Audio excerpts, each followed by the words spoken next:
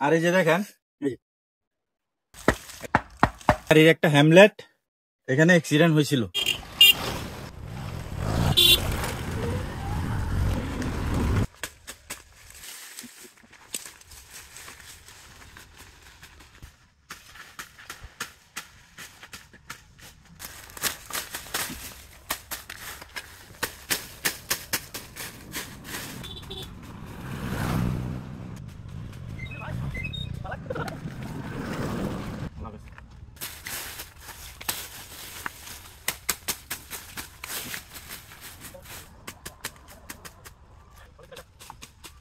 আসসালামু আলাইকুম প্রিয় বন্ধুগণ, এখানে একটা খারাপ মুড ছিল এবং এখানে অনেক ঝুপঝাপ ছিল।